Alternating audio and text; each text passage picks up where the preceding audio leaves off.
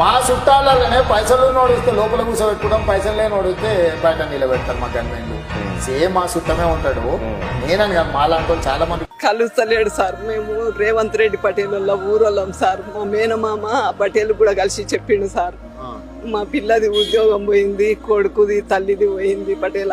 6 నెలల నుంచి తిరుగుతున్నా సార్ నేను రేవంత్ రెడ్డి ఇంటి చుట్టూ. నిన్న ఉపాసం ఉండి కింద పడ్డా సార్. ఇంతకు ముందు నేను సారి తిండి లేక మా పరిస్థితి అట్లుంది సార్. రేవంత్ రెడ్డి ఇంటి కాడికి వచ్చే కింద పడ్డా. ఇప్పుడు కింద పడితే అలా గన్మెన్లు వచ్చి ఓం ఈడ కూర్చోదు లే అని అంటే, ఆ లేడీ హోమ్ గార్డ్ వచ్చి ఈడ కూర్చోవద్దమ్మా, సీఎం సార్ ఇక్కడ వస్తాడు, నువ్వు లే నుంచి అంటే ఏడ్చుకుంటూ వచ్చాడు కూర్చో. ఓట్లు మేమే వేసినాం సార్. మేమే ఏంది వాళ్ళు ఎట్లా వస్తారు సార్? మీరు కూడా చెప్పండి. ఓటేసి గెలిపించినాం. మా పటేల్ గెలిస్తే మా ఉద్యోగం మాకు ఇస్తాన్నాడని ధైర్యంతో వేసినాము.